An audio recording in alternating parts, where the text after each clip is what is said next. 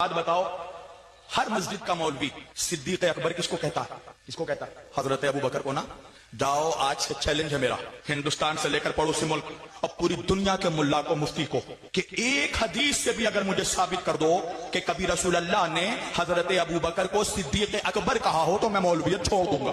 کہتے ہیں لوگوں میرے ابو بکر کی فضیلت، علی کے الفاظ ہے کہ صدیق یہ لفظ ہم صحابہ نے نہیں دیا، یہ رسول کی زبان سے نہیں نکلا، بلکہ سب سے پہلے اللہ تعالیٰ نے جبریل کے ذریعے آسمان سے صدیق کا لقب نازل کیا۔ اور صدیق کے معنی ہوتے سب سے زیادہ سچ بولنے والا، سب سے بڑا سچا۔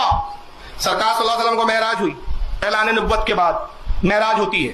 اب آقا بتا رہے ہیں، ابو جہل کھڑا ہے، ہنس رہا ہے، مذاق اڑا رہا ہے، ہنس رہا ہے، انکار کر رہا ہے، مسکرا کے کہتا محمد اب تک کیا یہ کم تھا کہ تم نے کہا ایک خدا ہے؟ ہم تو اسی کو ہضم نہیں کر پا رہے تھے۔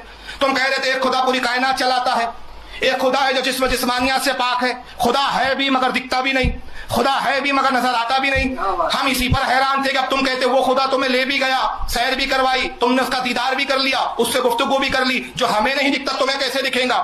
حضور نے فرمایا بے شک یہ میرا معجزہ ہے، اور میرے معجزے پر وہی ایمان لائے گا جو اللہ پر ایمان رکھتا ہے۔ ابو جہل ہٹا گیا، ابو بکر صدیق ادھر سے تشریف لا رہے ہیں، ابھی سرکار سے ملاقات نہیں ہوئی ہے، حضور صلی اللہ علیہ وسلم سے دیدار نہیں کیا ہے، واقع معراج کی خبر بھی نہیں ہے، کیونکہ حضور گئے اور آئے ہیں، ابھی ابو بکر کو نہیں پتا۔ آتا کہتا رہے ابو بکر بڑا اچھا ہوا تم مل گئے۔ کیا ہوا؟ کہا تم ہمارے صاحب کہہ رہے ہیں، تمہارے دوست کہہ رہے ہیں کہ میں کل معراج پر گیا، جنت وغیرہ سب دیکھ کر آ گیا۔ ابو بکر نے تصدیق کے لیے یہ نہیں کہا حضور سے پوچھتا ہوں، بے ساختہ کہتے کیا کہا محمد صلی اللہ علیہ وسلم نے معراج پر گئے؟ ارے بدبخت تو اتنی سی بات پر چونک رہا ہے، حضور نے تو اس سے بڑھ کر یہ کہا کہ ایک خدا ہے جو کائنات کا مالک ہے، ہم نے خدا کو دیکھا نہیں، محمد کے کہنے پر مان لیا۔ تو حضور کہتے ہیں معراج پر گئے، یہ اس سے چھوٹی بات ہے، میں تصدیق کرتا ہوں کہ بے شک میرے محمد نے سچ کہا۔ بہرحال حضور کی خدمت میں جیسے حاضر گئے، آقا نے بے ساختہ فرمایا، جبریل آئے، اور یہ بھی حضرت علی کی روایت ہے، حوالے سن لیجیے۔ حضرت علی فرماتے، عربی پڑھ لوں گا وقت ہو جائے گا، میرے پاس حالانکہ کتاب رکھی ہے یہاں پہ سوائق الموری کا، اس کے جملے یہاں ہے۔ طبرانی نے بھی اس حدیث کو لکھا، میں جو جملے دہراؤں گا بھی۔ حاکم نے المستدرک نے لکھا، حدیث نمبر 4405۔